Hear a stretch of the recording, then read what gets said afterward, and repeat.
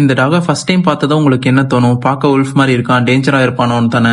ஆனா Siberian ஹஸ்கிங்கிறது wolf கிடையாது. 10,000 இயர்ஸா ஹியூமன்ஸ் கூட ஒர்க் பண்ணிட்டு வந்துட்டு இருக்க ரொம்பவும் பவர்ஃபுல்லான ஒரு டாக். ஆனா ஹஸ்கியை வீட்டில் நீங்க வளர்க்கணும்னு நினைச்சா இவனோட கியூட்டான ஃபேஸை பார்த்து மட்டும் நம்மளால டெசிஷன் எடுத்துட முடியாது. ஏன்னா இந்த ஹஸ்கிங்கிறது ரொம்பவும் எனர்ஜியா இருக்கக்கூடிய ஒரு டாக். அதுவும் இல்லாமல் இன்டெலிஜென்ஸ் அதிகமாகவே இருக்கு. எஸ்கேப் ஆகிறதுல இவன் எக்ஸ்பர்ட்டும் கூட. ஸோ இவனை எப்படி வீட்டில் வளர்க்கறது, இவன் எந்த அளவுக்கு வளருவான், என்ன ஃபீட் எடுப்பான், எல்லாத்தையும் கம்ப்ளீட்டா பார்க்கலாம். ஸ்கிப் பண்ணாம சப்ஸ்கிரைப் பண்ணிட்டு வீடியோ ஃபுல்லா பாருங்க.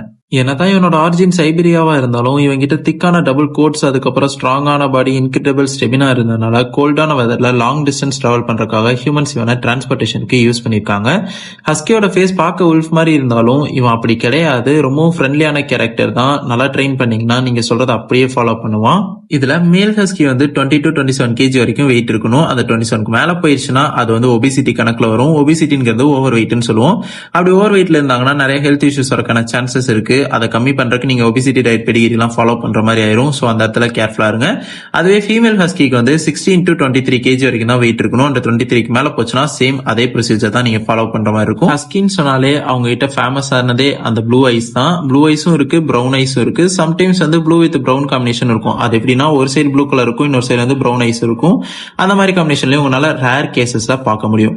இதோட கோட்ஸை பொறுத்த வரைக்கும் பிளாக் வித் ஒயிட் கலர்ல இருப்பாங்க, sometimes grey with white colour இருப்பாங்க, இன்னும் ரேர் கலரா ரெட் வித் ஒயிட்லயும் இருப்பாங்க. ஆனா இந்த ஒயிட் கலர்ங்கிறது வந்து காமனாவே இருக்கும். இவங்க கிட்ட ரெண்டு சர்ப்ரைஸ் பர்சனாலிட்டியும் இருக்கு. ஃபர்ஸ்ட் ஒன் என்னன்னா ஹியூமன்ஸ் கிட்ட பிளேஃபுல்லா இருப்பான். நீங்க நல்லா ட்ரைனிங் கொடுத்தீங்கன்னா அதை அப்படியே ஃபாலோ பண்ணுவான். என்ன சொன்னீங்கன்னாலும் அதை அப்படியே கேட்கவும் செய்வான். இன்னொரு சர்ப்ரைஸ் பர்சனாலிட்டி என்னன்னா மித்த டாக்ஸ் மாதிரி கத்துறது மட்டும் இல்லாம நீங்க என்ன பேசுறீங்களோ அதை இவனும் பேச ட்ரை பண்ணுவான். அது பாக்குறதுக்கும் நல்லா ஜாலியாவும் இருக்கும். ஓகே, அப்ப இவனை எப்படி ட்ரெயின் பண்ணும் அப்படின்னா மித்த டாக்ஸ் மாதிரி மிரட்டி ட்ரைனிங் கொடுக்கவே கூடாது. நீங்க ஒன்ஸ் ஒன்னு சொல்றீங்கன்னா அதை செஞ்சதுக்கு அப்புறம் உனக்கு ட்ரீட்ஸோ இல்ல டாய்ஸோ அதை மாதிரி நீங்க விளையாட கொடுக்கணும். அப்படி நீங்க ஜாலியா சொல்லி கொடுத்தீங்கன்னா தான் அவனும் ஜாலியா கத்துப்பான். மித்தபடி அவனை மிரட்டிலாம் நீங்க கத்துக் கொடுக்க ட்ரை பண்ணாதீங்க. அது ஒர்க் அவுட்டே ஆகாது அவ்வளவு சீக்கிரம். இவனை நீங்க வச்சிருந்தீங்கன்னா கம்பல்சரி ஒரு ரூல்ஸை ஃபாலோ பண்ணணும். அது என்னன்னா மித்த டாக் மாதிரி இவன் லோ எனர்ஜி கிடையாது, ரொம்பவும் ஹை எனர்ஜி டாக். அப்படி நீங்க நார்மலா வாக்கிங் கூட்டிட்டு போனா மட்டும் இவனுக்கு பத்தாது. நீங்க லாங் வாக்கிங் கூட்டிட்டு போகணும், ரன்னிங் பண்ணணும், பிளே பண்ணணும், அதுக்கப்புறம் இவனுக்கு ட்ரைனிங்கும் நீங்க கொடுக்கணும். சரி, இதெல்லாம் பண்ணா ஓகேவா, இதுக்கப்புறம் நான் வேற ஏதாவது ஃபாலோ பண்ணுவானா, அங்கேயும் ஒரு ட்விஸ்ட் இருக்கு. அது என்னன்னா இவன் வந்து கோல்டான வெதருக்கு அடாப்டான ஒரு டாக். அப்படிங்கும்போது நீங்க ஹீட்டான ஏரியால இவனை வச்சிருக்கிறது ரொம்பவே ரிஸ்க்.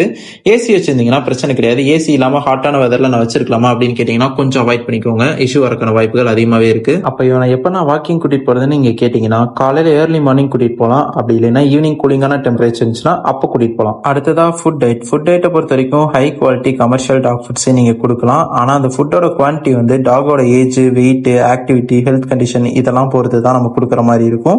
ஃபார் எக்ஸாம்பிள் பப்பிக்கு வந்து ஒரு டைப் ஆஃப் நியூட்ரிஷன் தேவைப்படும், அடல்ட் டாகுக்கு ஒரு நியூட்ரிஷன் தேவைப்படும், சீனியர் டாக்ஸ்க்கு இன்னும் டிஃபர் ஆகும். ஸோ நீங்க என்ன பண்ணணும்னா உங்க வீட்டு பக்கத்தில் இருக்கக்கூடிய வெட்டினரி ஹாஸ்பிட்டலுக்கு கொண்டு போய் கம்ப்ளீட்டா ஹெல்த் எல்லாத்தையும் செக் பண்ணுங்க, வெயிட் எல்லாத்தையும் செக் பண்ணுங்க.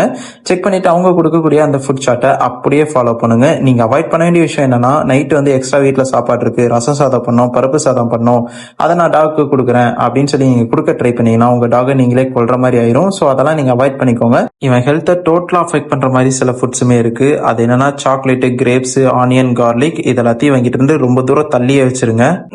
க்ரூமிங்கை பொறுத்த வரைக்கும் இவனோட ஃபர் வந்து ரொம்ப அதிகமா இருக்குன்னா அதை தயவு செஞ்சு ட்ரிம் பண்ணிருங்க. அதுக்குன்னு சம்மர் டைம்ல வந்து நான் ட்ரிம் பண்ணி விட்டுறேன், அப்பதான் பையன் குழுன்னு இருப்பான் அப்படிலாம் நினைச்சு பண்ணிடாதீங்க. அதுவே அவனுக்கு வந்து ஒரு பெரிய இன்ஃபெக்ஷனை கிரியேட் பண்ணிடும். இவனை வந்து கண்டினியூஸா பாத் பண்ணிட்டே இருக்கக்கூடாது. ஒரு நாளைக்கு 6 டைம் 7 டைம் எல்லாம் பண்ணவே கூடாது.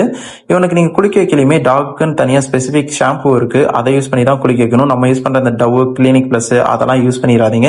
அதான் ஸ்கின்னுக்கு செட் ஆகாது.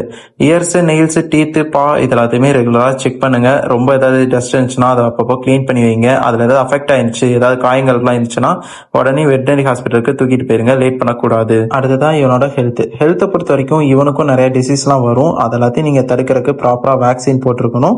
இயர்ஸ் அப்பப்போ கிளீனா இருக்கான்னு செக் பண்ணுங்க. வாக் பண்ணும்போது அந்த வாக் நார்மலா இருக்காங்கிறத பாருங்க. வெயிட் எல்லாமே ப்ராப்பர் வெயிட்ல இருக்கா இல்ல ஓவர் வெயிட்டா இருக்காங்கிறத செக் பண்ணுங்க. அப்படியே ஒரு சப்ஸ்கிரைப் பண்ணி வச்சுக்கோங்க. நெக்ஸ்ட் எதை பத்தின வீடியோ வேணும்ங்கிறத கமெண்ட்ல மென்ஷன் பண்ணுங்க.